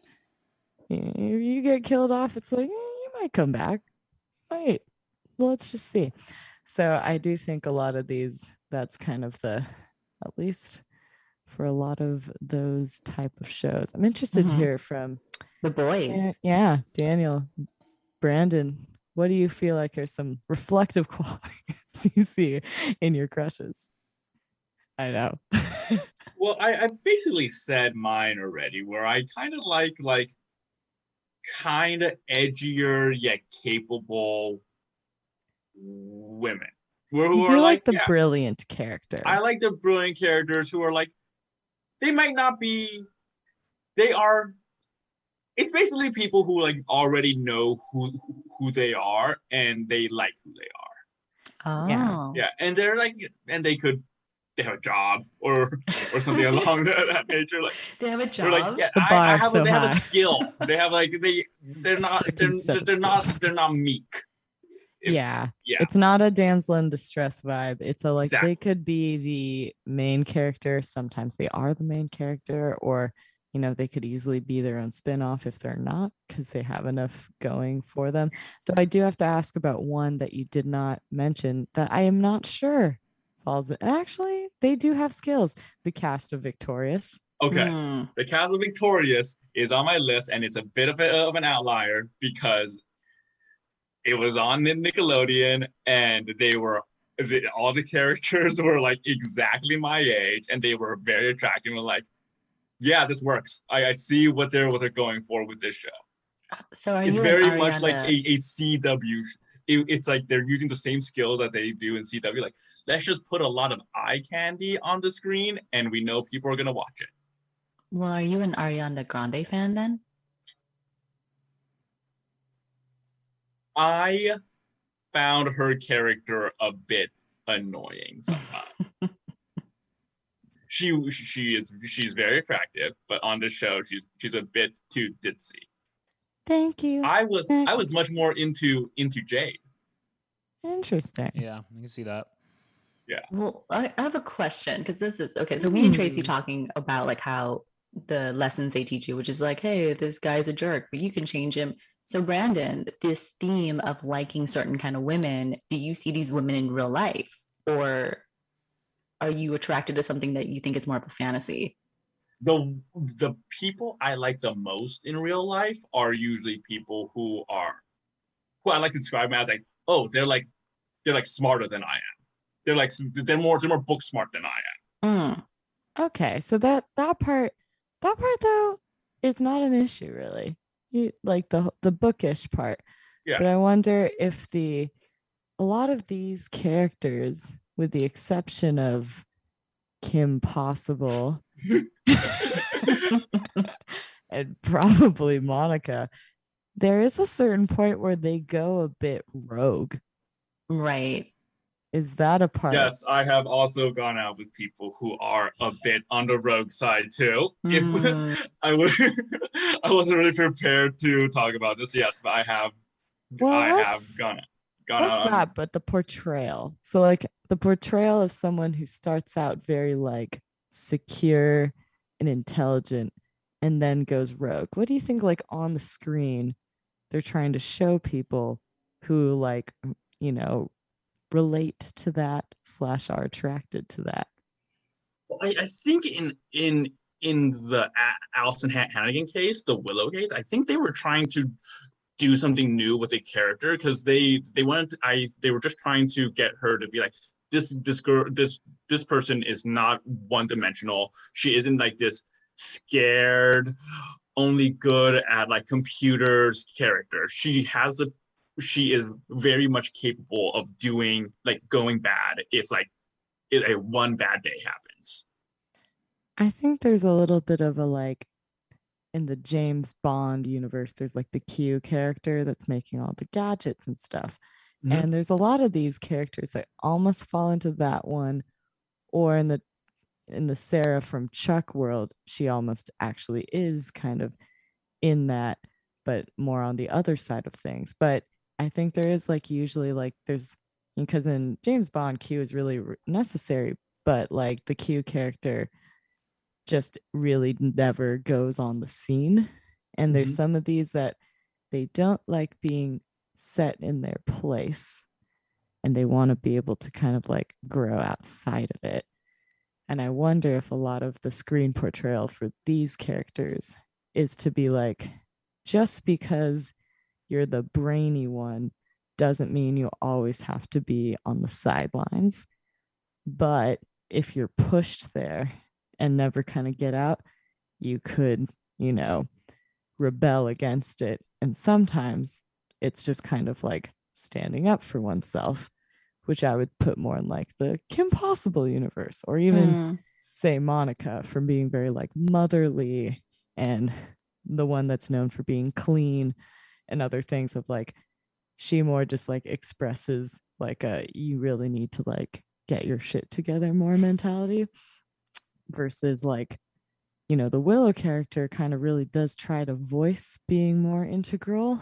And then when she kind of feels like almost more competitive, or like, also starting to just get addicted to having power, then it kind of spirals out of control. So I think they're trying to like also show that these people who might be more bookish and brainy also want some time in the spotlight.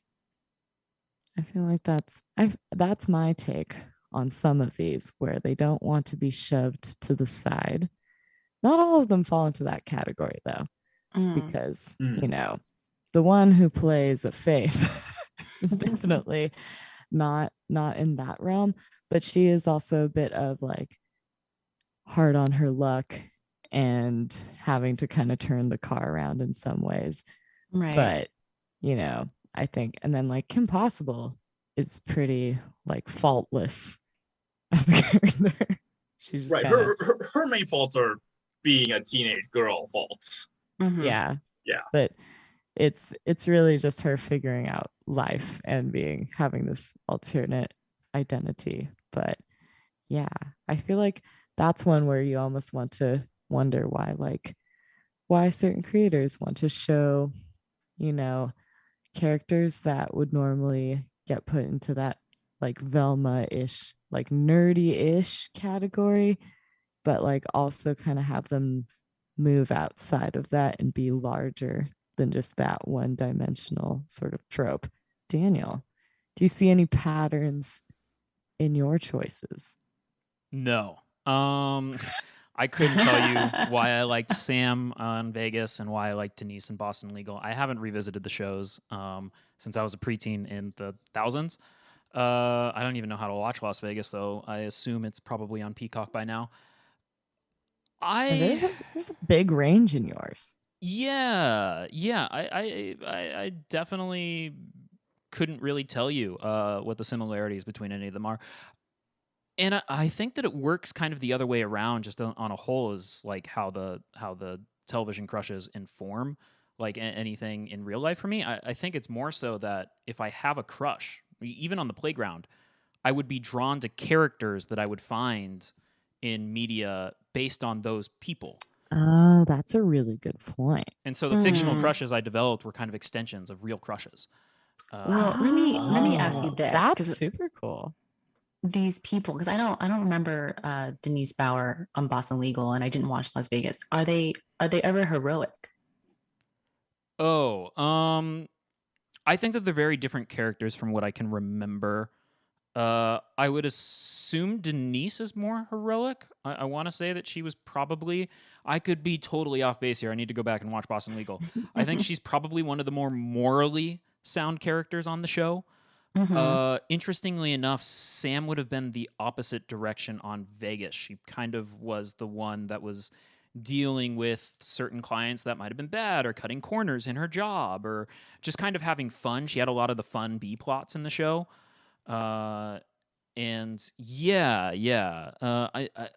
She might like end up heroic by the ends of episodes, but I'm not sure that was her character per se. So yeah, what are you seeing from that? Well, no, I'm just wondering because Nina Myers in season 1 is definitely a really big support to everybody, until you realize something else is going on. But I feel like you're always sometimes I notice that you like the rules. The rules? You like the rules. It's interesting because doesn't Nina break the rules pretty often in season 1 in order to like do... Sam definitely breaks the rules. They have their own moral code. They have their own moral code. They have their own moral code that they follow. Yeah, okay. Yeah. What about Raven in Titans? I think I liked her attitude overall because I think my crush at the time that show was airing didn't like me much. So I was like, standoffish character. No. I have no idea. I think that is true. Like there is somewhat like Wendy and I talked a lot about kind of the guy that has to be like, oh, he will open up for you. Mm-hmm. That is like a trope on a lot of these TV shows. But I think a similar one is kind of like the female character who's kind of sassy. And I mean, in the case of Raven, she's like part demon. So like there's that. But I think a lot could be seen in like the April Ludgate type character, or I'm blanking on the... I kept going back and forth on whether to mention April. Wow, that was a interestingly good guess. She was interestingly enough, she was definitely on my list too. I'm like, do I want to include April on this? Yeah. Or the other detective in Brooklyn Nine-Nine, I get a similar vibe from Rosa Diaz. Yes. I don't know the reference. You don't watch Brooklyn Nine-Nine? No, I don't. Yeah, it surprises a lot of people. We will save this for another episode. But yeah, there are some characters, they don't all ever get portrayed as like, I want to say like, I mean, maybe we're just waiting for the show where it does. But there's, in the same way that we're like, say like a Dawn Draper, where like there's like a lot of issues to unpack. And then, but there's still lots of women that kind of flock to him and go like, I'll be the different one for you. Right. I know, I struggle to say that I don't see that yet on TV, but I'm sure we could find a show because there are so many in some ways. But I think that's something that would be interesting to see that one flipped a little bit. But this is kind of the beginnings of that. Oh wait, flipped as in she doesn't want to open up? Like kind of, but less in the like comedic way and more in the like leaving a trail of destruction way. Because like I feel like I haven't watched much of it, but I know like the show Shameless probably does that a little bit more. But that's also just kind of that in general, which actually, come to think of it, Weeds is kind of like that. In what way? Bit. Of like, she has like love interests, but they're kind of all kind of like, they're all kind of like, this will be the one. And she kind of goes like, Right. Yeah. In Weeds, she's very problematic, but she's always able to get people to like her. Yes. I think that's what I'm kind of going for. Of like, I see this in a lot of the male characters, but I haven't seen it until recent years in some of the female characters. But if I look at a lot of the like, you know, well, I mean, some of the ones that actually, Brandon, you mentioned, like Allison Hannigan on Buffy, that is a character that goes from being like very lovable to scary, and does some quite like, you know, problematic things in terms of relationships and friendships during that. To be fair, Allison Hannigan's character on Buffy is a groundbreaking character in many respects. That is also Josh Whedon gave her so much to do on that show, and it's like wildly impressive that it came out in like 2000. Oh yeah. Yeah. Oh yeah. So I know, because I am trying to think of a thread between yours, Daniel, but they're not. Yours does seem more like, instead of having TV inform life more informing TV, which is probably a lot healthier perspective.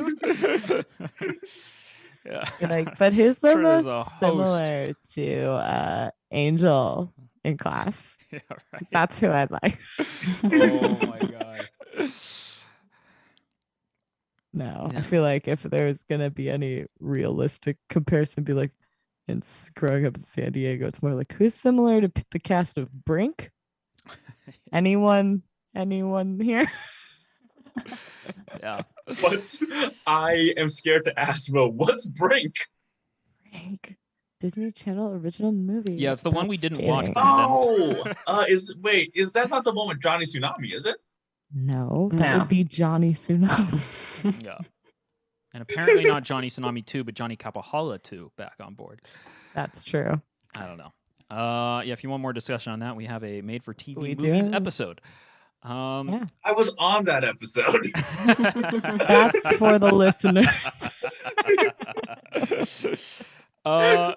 Earlier in this episode, you mentioned a little bit about like your viewing habits, Tracy, in your youth, and not allowing like cartoon characters to be drawn in sort of more cutesy style that didn't really lend itself more to the like conversation of crushes. We did reach out to see if we had any picks from the primetime community this week. And MJ got back to us. MJ didn't have any. Her crushes were Jonathan Taylor Thomas from Home Improvement, also known as the young voice of Simba from The Lion King. Woo. Solid choice. And as well, Dante Bosco, Rufio in Hook, also Zuko in The Last Airbender. Oh, Zuko's a good choice, though. That is a pretty strong animated choice. I thought that was a really strong choice from MJ. MJ also took to the field and asked someone random this question, was just in a conversation with someone in Ohio. This person got back with some choices that actually revisit our interesting animated conversation. This person, she liked Mac from Foster's Home for Imaginary Friends, had a crush on that character. George from George of the Jungle, so Brendan Fraser. This was a live action one. I'm more of a Thomas Hayden Church guy between the two, but you know. And the most left field one that she was able to give was Grimm from The Grim Adventures of Billy and Mandy. This person's animated crush. Not Billy, not Mandy, but Grimm. Yeah, Grimm. Apparently something with Grimm did it for this person. No idea who you are, person in Ohio, but you got some really interesting picks. We were happy to get your input for the episode. Yeah, we are happy. And is I'm also this just all like, from one person, or is this from multiple people? My understanding is that Mac, George, and Grimm all come from one person. that's a Wow, range. this is a real mixed bag. It really. Oh, I it have just to goes to say, show everyone's into something. TV crushes really do. They are a little bit of a window. I wouldn't necessarily say into the soul, but you definitely you definitely learn a little bit about like, interesting. What's drawing the moth to either some nice honey or to the flame a little bit. And then the journey in between. I think that's some of it when you're looking at some of these crushes. Like I think I don't know. Do you guys think there's a trajectory when you're looking at your crushes of like this was like a time of like beginnings of crushes?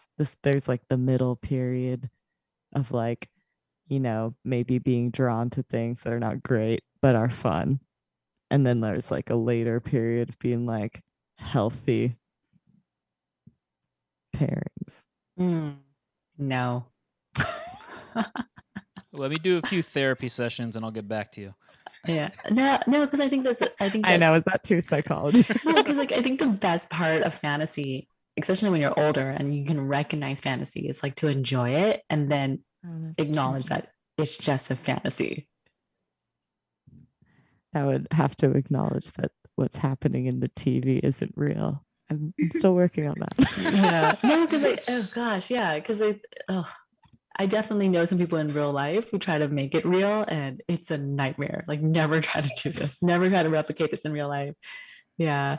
But yeah, I think it's like I love that line from Righteous Gemstones where one of the daughter like talks to her ex-boyfriend and she's like, I'm really sorry. I thought I knew what I was doing, but everything I learned about love, I learned from teen movies. So yeah, I didn't do so well in our relationship. That is super funny and also extremely relatable in some ways. I think, yeah, the Tuxedo Mask / Mamoru Sailor Moon relationship is interesting because, I mean, there is a lot of the brainwashings, which is bad. There's also the age difference, which is bad. But there is also like when they're not together, you don't really see them like they still have this like nice respect that like this is gonna pan out. But they do their own thing. And I'm like, it's nice to see that because I think like at other times when you see people kind of like split up on shows, they're usually kind of like dating other people or whatever and they come back together. But this one is a little bit more like they work on the confidence they have in the relationship. And they have to beat the brainwashing. So then like later when he gets brainwashed again, it's not like this big like it's like okay, we just gotta like undo this brainwashing again. And they move past it. But yeah, I don't know. Daniel, Brandon, I know Daniel commented on this one, but Brandon, do you see like a progression in the TV crushes? Or do you see it more just kind of like fun characters that you connected with on TV that you're able to, as Wendy nicely puts it, like compartmentalize as fantasy figures? I definitely have the living in a dream world situation like thoughts where like this person like it might not be like the like the big like fanciful qualities. It's really much more of things like I like I would see things like Jim and Pam on The Office, where like I like that Pam enjoys Jim's pranks. Yeah, like that is by far the most adorable part of their relationship. Like they and that's a relationship that has its ups and downs too in the later seasons. And it's just like, but in the beginning when he's trying to like win her over, there are times where like he just I can't remember, but there's always this like very minor prank in the show that really like resonated with me, because it's really not that good of a prank, but it just makes Pam laugh so much. It's like, this is the best moment. I feel like this is also very true, but the phrase like, one thing I think is true for a lot of TV crushes across the board is the concept of winning one over. And that concept is not one that necessarily translates to the real world. Oh my God, that would be a nightmare. Yeah. That's just like an utter nightmare. Like thinking of like a couple that you know that's engaged, which was like Pam and Roy at the time. And then just being like, oh no, but the other person, that's who we want. It's kind of a nuts concept when you think about it in the real world. But on The Office, you're like, no, like that's not going to pan out. Yeah. Or like when they break up too often, because they have to break them up so they continue the storyline. And it's like in real life, like you guys clearly have other issues you need to figure out. Oh yeah. And also like everyone around them would be like, no. You've broken up twice and you've gone back together twice. Yeah. This is obviously not gonna work. We're like, yeah, and you hooked up with his brother. This is not working. Yeah. Oh yeah. The overlappage on shows. You're just like, no, these friendships would be way toast. Yeah. They're not just like cool with being like, so everyone's dated each other at some point. Yeah. It's not complicated at all. We still all go to the same movies together and we have a great time. Like it would be fair. However, I do know people who are in relationships, like who have like very incestuous like friend group relationships, and albeit it's true, those are weird, but for some reason they've been friends for several years. You mean they're friends with their ex? Yeah, they were friends with their ex, and they're friends with like their ex's friend. Yeah, I see that commonly. Significant other is out of control. The friendship can kind of happen sometimes. How good of a friend are they? Yeah. I would say they hang out a moderate amount. I wouldn't say they're like best friends, but they like see each other like once a month. Okay, so they dated and they broke up and they see each other once a month. Yeah. Interesting. That's not a TV quality it's just drama. a situation of like, is it art imitating life? And like this, like TV has like gotten people used to situations a little like that, or are they just weird? That's kind of Parks and Rec, isn't it? It is kind of Parks and Rec. Yeah. They kind of do that. I guess I have skeptical face. People can't see it, but I have skeptical face when I hear that kind of stuff. Like, I get it.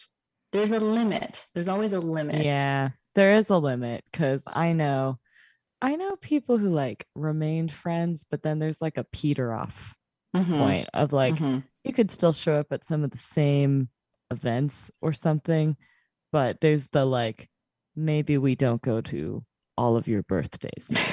Maybe like there's a there's the part where it's like, we done here.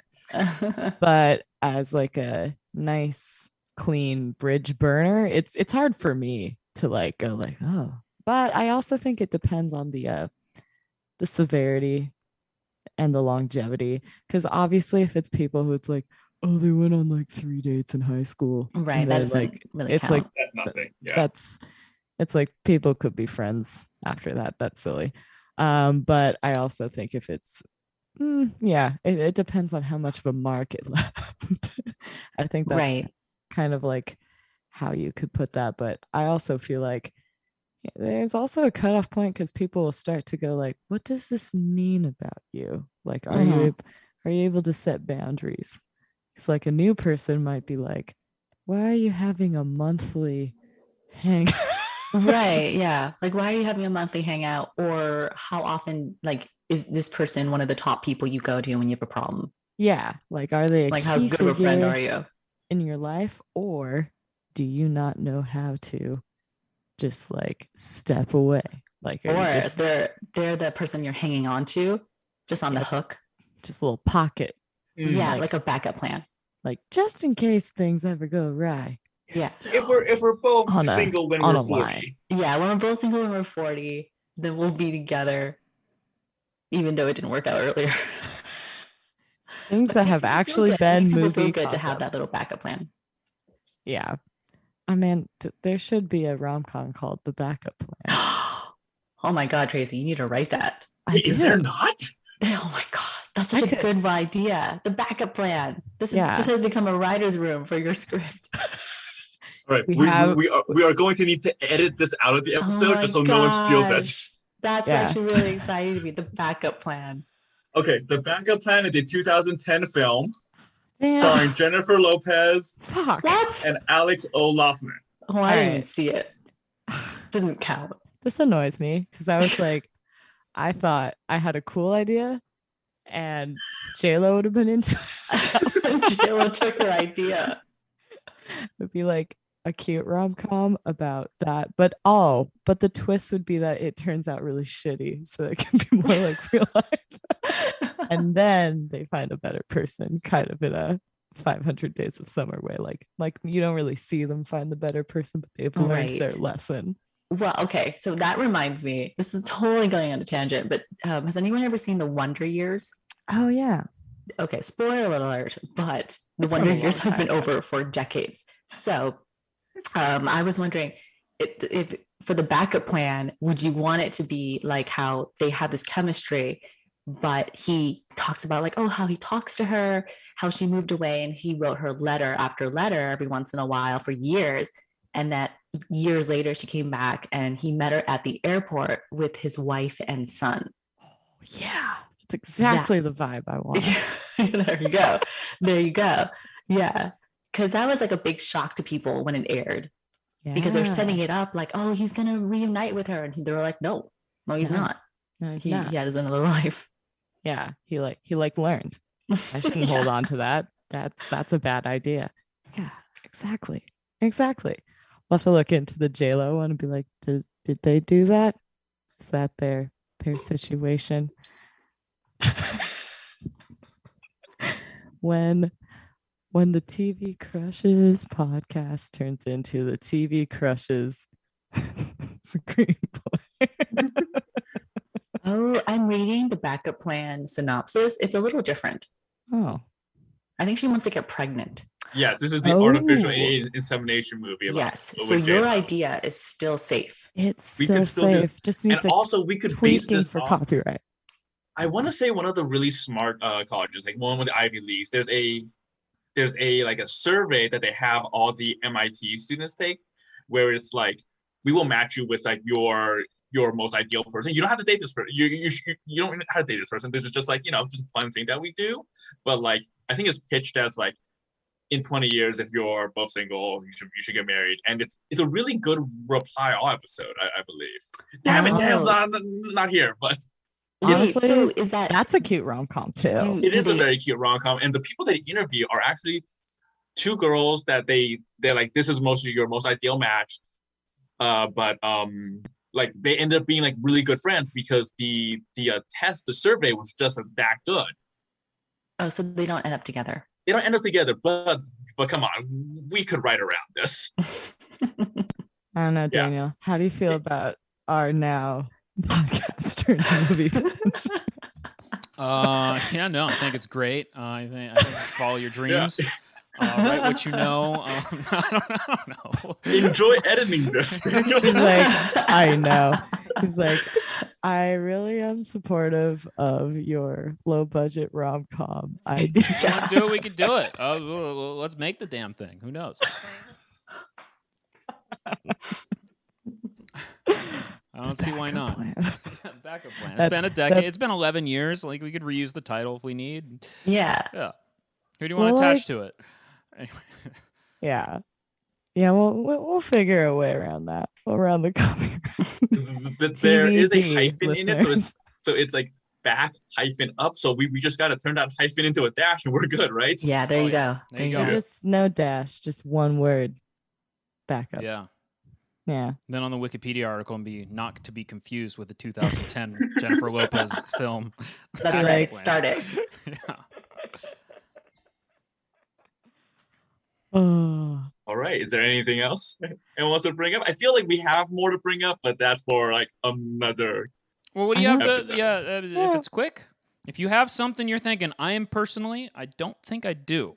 Unless like I said, I need a couple sessions. Like I need to dive deep to figure out more about this topic and myself. But if you're thinking something, I don't know. We got deep in this episode. We really did. I know. If we have nothing else related to TV crushes for tonight, because I think we've also, similar to a few of the characters on here, gone a little bit rogue towards the end, but that's okay. Sometimes that's the best stories of them all. So Daniel, bring us back.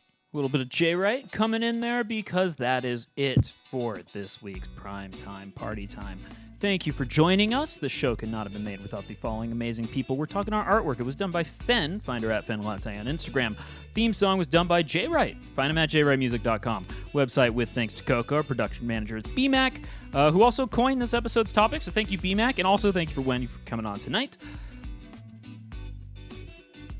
To our guest stars. That was great. Sweet. We can find episodes of Primetime Party Time on Apple, Spotify, wherever you want to listen to podcasts.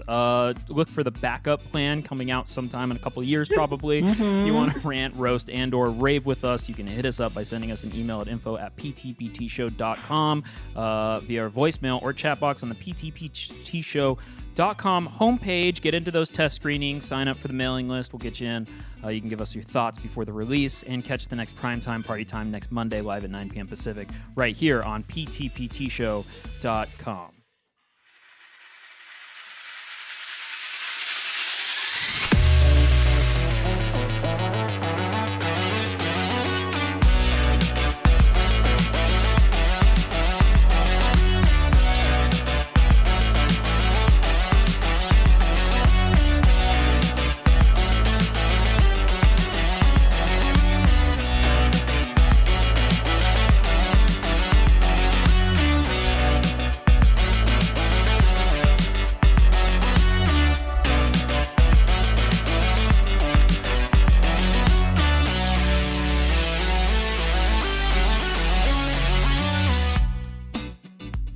Thanks to all of the crushes for holding places in our hearts.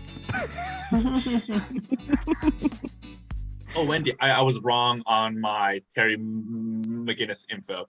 The Batman Beyond Return of the Joker, that's actually a short film that they casted like a good-looking man in. So that's why he was credited as Terry Mcginnis. So yes, it's still one voice actor.